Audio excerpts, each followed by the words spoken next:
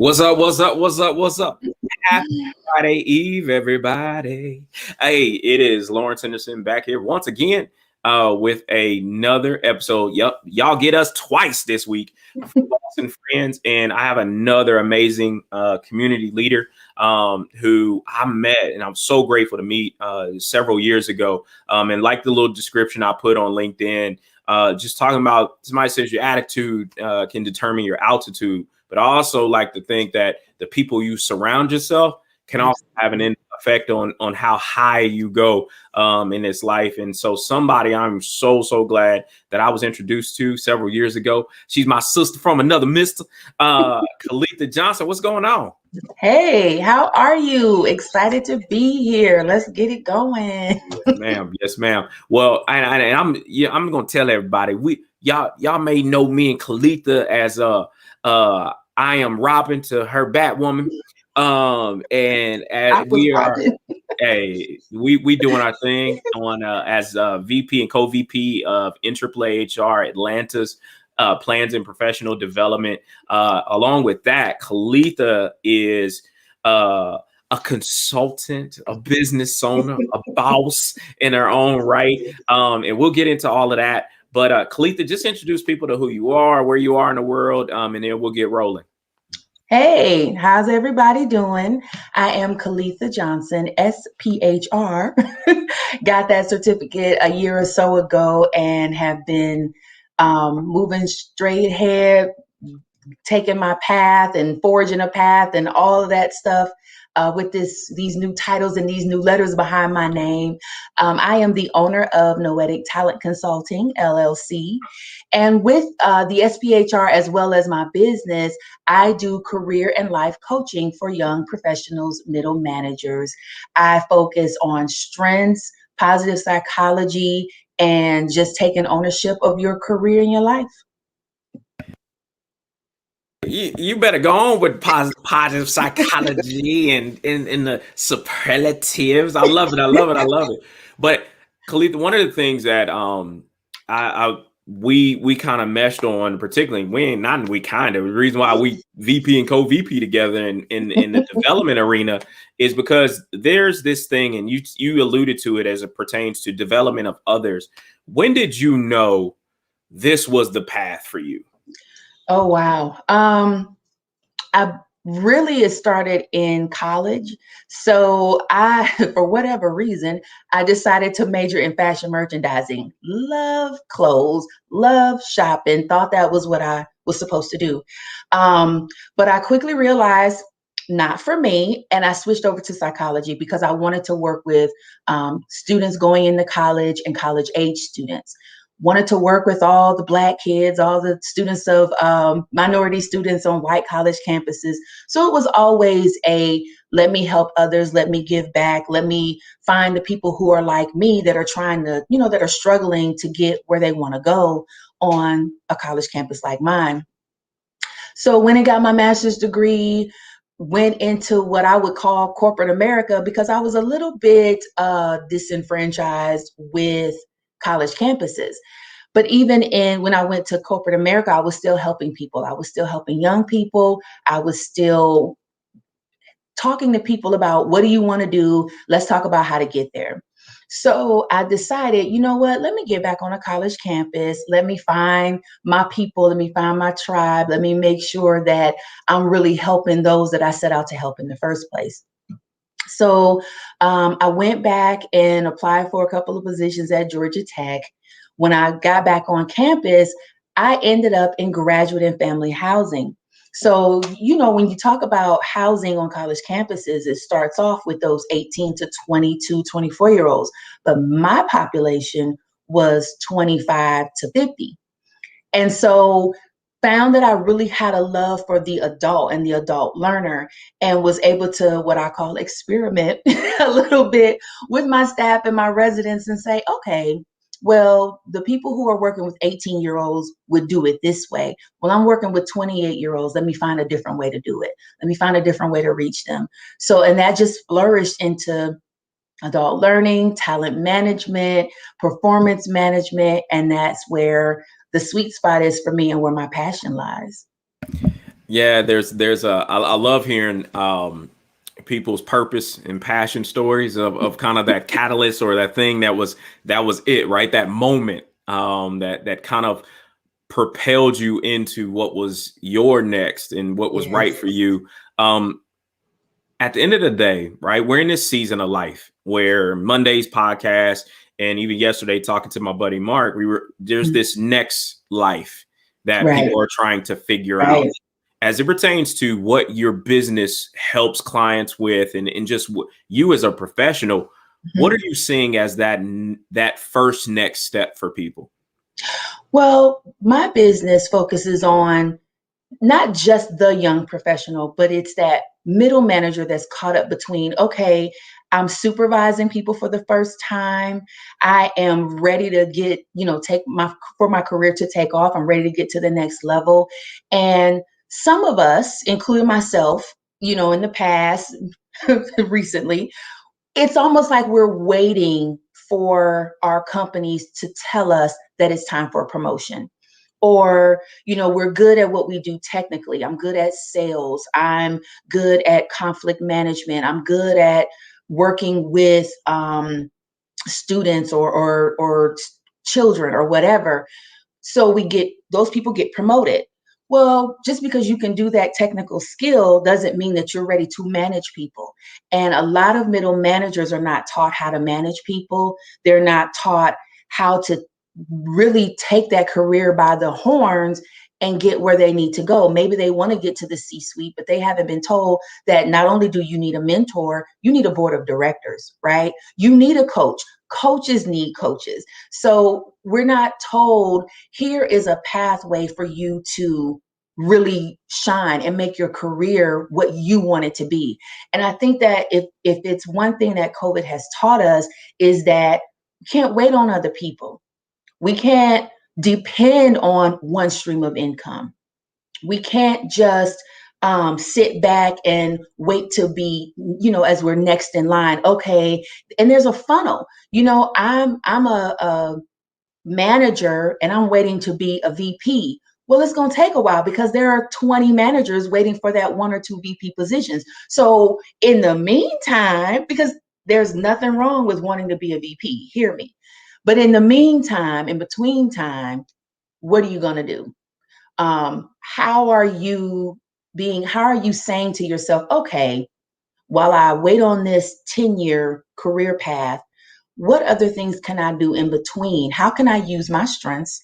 How can I use the things that I'm good at? How can I use my talents and what I call my superpowers to kind of float in between and create, some other synergy? How can I find my tribe to help me think about the things that my job and my supervisor aren't telling me? And that's where Noetic Talent Consulting comes in, because it's that mental activity that helps you think, okay, what's next? How am I going to get there? Who do I need to talk to? It's that mental activity that keeps you sharp. It keeps you fresh.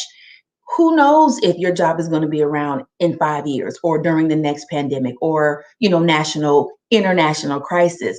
But we all got to try and keep something up our sleeves so that we can handle whatever comes next. I love that you said that, and particularly that way, right? Because when I think about the conversations I've had with people, and one of my buddies and coaches, Jason Young, jumped in, talk about actions over ideas. What you I highlighted there was um, stop waiting for life to happen Mhm. and live and be today. Yes.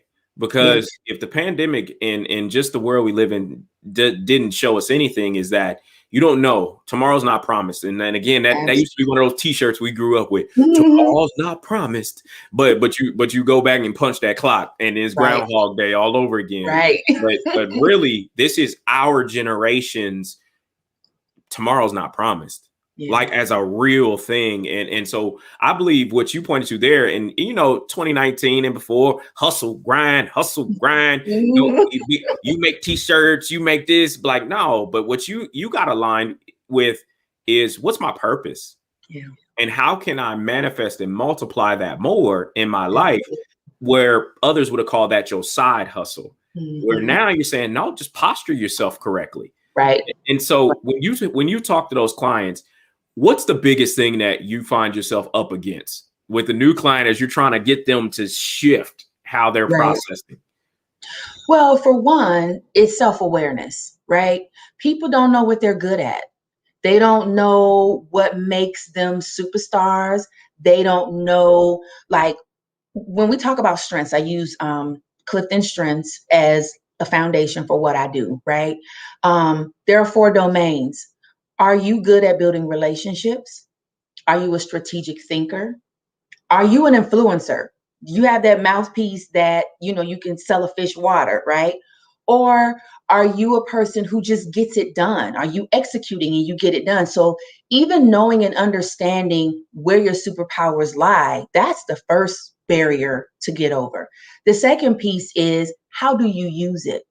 And I think what's so interesting about strengths is, what I love about it is, they talk about attics and basements, right? So some of us, when we're working on all cylinders and we moving and shaking and things are going our way, we are working from the attic. We are upstairs. We are, we got a bird's eye view and we can see it all. But sometimes, if you don't understand your strengths or you're not using them correctly, you can end up in the basement. And it's like, oh, well, I thought I was being strategic. Well, actually, you were being a little manipulative, right? Oh, I thought I was building relationships. Well, actually, you need to work on your communication and, how you deal with people and letting people know that you care about them and how you handle them a little bit more. So it's not only is it self-awareness, but it's also, how are you using your strengths to get, over the hump or to the next level or to that C-suite, which is what a lot of people aspire to. And I love that. Particularly what I like about it is you just identify them as strengths. And even in the context of a strength overused can appear to be a weakness or an Absolutely. obstacle. And what you said there, particularly around the attics and the basements, is it was something I ran up against as we were transitioning from 2020 to 2021 and seeing opportunity Right. because I have a skill set, Mm-hmm.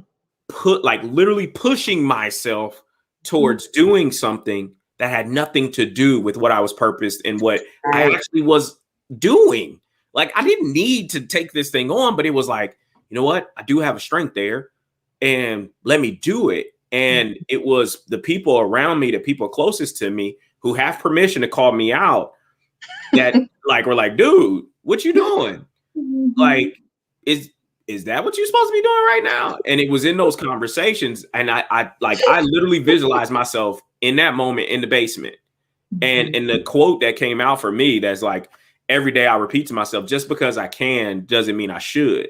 Absolutely. Yep. And what you bring up, particularly around entrepreneurship, and one of the books, and Coach Melissa's out there, introduced me to this book. I don't know if you have the E Myth. Oh And no, I haven't and heard about that. yeah, so the E Myth makes you evaluate if you actually should be an entrepreneur, Yeah. right? Because most people, they're the most successful person on their team, and that must mean I need to be an entrepreneur. Right. That Right. might not mean that. You need to evaluate it, right? You go Mhm. inside the book, get yourself the evaluation, because you might just need to say, you know what, I just need to pivot. I need to go to another company or Right. whatever. Right. Everybody is not meant to be an owner. You may really need to say, you know what, I need to find my next supportive opportunity. And I Right. even have that skill set, right? In certain arenas, I don't need to always come in and be in charge. I Mhm. know my lane. And so one of the things that I love about when working with you is watching you ebb and flow. And you show up as a leader and identify what you need to be for that moment. Mhm. And you talk about self-awareness, you already know that's my thing. That's my thing. What is it about building that muscle of self-awareness that has allowed you to be what you are today? Right. So for me, being that, one, my number one strength is maximizer. And knowing maximizer and digging deep. And I didn't know this until I went to Gallup and did the coaching workshop. I used to think I was a get it done person. And then I realized, oh, I'm a get it right person. Maximizer allows me to say, is this done correctly? Did we use everything that, at our disposal to do it right, to do it well? And it gives me permission to say, stop, hold up. I'm going to ask those tough questions. I'm going to look for, talent in people so I can bring them in to help us get this done well, right? And so knowing that I'm an influencer and knowing that maximizer is strong, the force is strong in me, I know that it gives me that green light to say, I'm going to be the person to pause if it needs to be paused, and being okay with that, because some people don't want to rock the boat. Some people don't want to ask too many questions. I got managers who think that asking their staff questions is micromanaging. No, that's making sure you get it right. Right. And so giving myself that permission and finding ways to give you permission to be everything that your strengths and your talents helps you to be and says that you are, and knowing and understanding and accepting that. So yeah, I mean, it's been really eye-opening for me myself. And those are some of the things that I want to, pass off to other people and say, you are good at this, girl. Use it, grow it, go to the gym or whatever metaphor, but go to the gym and build that strength. You can't build your muscle if you're not hitting the gym, hitting the walking trail, going to the climbing mountain. Your pick, your choice, but just build it. Whatever you do, make sure that you don't forget it and that you don't think you should be using it. Yeah. And what I like about how you describe that is you not only just took the assessment and was like, this is what I am. And no, you Right. were like, okay, what does it look like in action? And Mm-hmm. because again, I think that's the disconnect with a lot of these tools, Yeah. right? Is that they take these tools and I am what I am. Mm-hmm. And people they dig in based on, what, that is me. That is me. And I never forget one of my first kind of professional assessments. I'm not gonna mention the assessment because they'll tell on the company. But one of the senior leaders used to develop teams based off these assessments. And that's how they used to communicate with people, was based off of what the assessment was or their score or these things, and then and literally wouldn't come off of it. You are what the assessment says you are. No, and no. and, and so yeah, so for you, how do you get people to use it as a tool and don't be married to it? Right. And the thing of it is, first of all, we don't hire based on strengths, right? You can't just say, "Oh, I need a strategic, I need a, relator." You don't hire based on strengths. What I do is I work with teams, mostly at my job, because I do have a full-time job, but I work with teams mostly at my job, and I say, okay, what are your strengths? Now, you four may be in the relationship building or the executing theme. So you're going to get it done and you want to get it done together. And that's great. But this person over here, this one team member is your influencer. So they're the ones who can be the mouthpiece for you. They're the ones who are going to tell your story. So it's helping people figure out what they're good at today, not bringing in someone, because everyone has something that they can use. So even like using myself as an example, my executing strengths are further down the line. They're not in my top 10, but I have learned over time how to use the strengths that I do have to look like executing. Right? I use my command. I use my strategic to put the path together, to think about, okay, what comes next? Asking the right questions, making sure that everybody, my futuristic, knowing that, okay, I see this down the path. How are we going to head that off? And forcing, if you will, making sure that we have the conversation about what I see, because something's got to be done about it. So I use that to look like executing. So I say all that to say it's all there, right? When you talk, especially when you talk about teams, even individuals, even if you don't have something, you have something. Even if you don't have this particular, oh, I wish I had that. There's no sense in wishing you had that. You can do what you need to do with what you have. Gallup uses the model, name it. So it's knowing what it is and understanding it. Claim it. It's mine. I got it. And we're going to, ride it till the wheels fall off. And then aim it. Now, what are you going to do with it? So I follow that model as I coach individuals as well as teams to say, you got to get it. Now that you got it, what are you going to do with it? And I that's how love it. I love it. Yeah. And you playing right into my actions over ideas thing. Yes, So I'm absolutely. telling you, and I think that's why as a teammate, like that's important for us to make sure that that's how everybody else is processing the information, right? Not just, you know what, I'm gonna stay in my lane and I'm gonna be like this, and I'm not going to consider how these things are playing on the way I make decisions and all the rest of these things. Like you say, it's kind of the name it, claim it, and aim it. It's like, okay, is the moment calling for all of these? And I really believe having the ability to ebb and flow is really what it's all about. And the thing I love about, particularly around strengths, is you still have them all.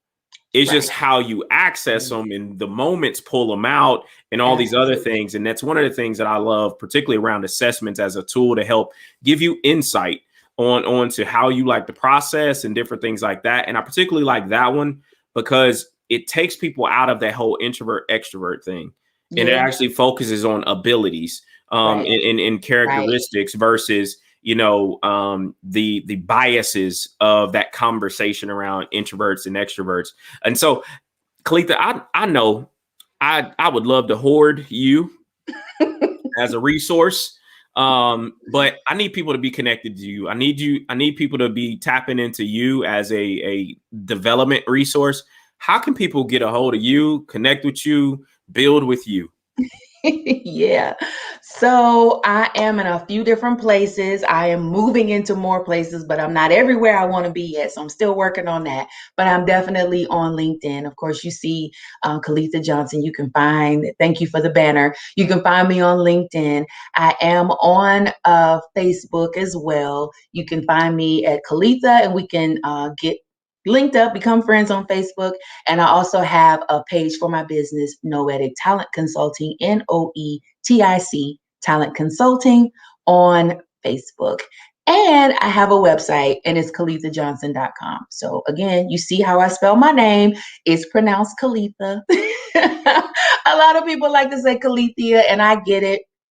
My mom did what she did when she decided to throw that I in there, but it's okay. It's pronounced Kaleitha, and it is KaleithaJohnson.com. I like to say it like this: you can pronounce everything else. You better learn how to say Kaleitha's name. You pronounce Absolutely. everything else. You can pronounce super fragile cat. See, expialidocious. You can say that right, but you can't say Kaleitha. You better get her Right. name right. Right. Put some respect on her name. Well, Kaleitha, I want to thank you so much for because it's been a long time coming. We've been talking about making sure you get Yes. put out there because I want people to know the gift of you, the talent of you, and just all that you bring to the world. So y'all, please connect with Kaleitha. You will not regret it. And you might actually dog yourself out for waiting so long. So Absolutely. I appreciate your time, your I talent, and appreciate your you. gift. So, hey, until next time, folks, Until be next time. well, get your vaccinations, and we'll see y'all Yes. soon. Bye. Thank you, Lawrence. I got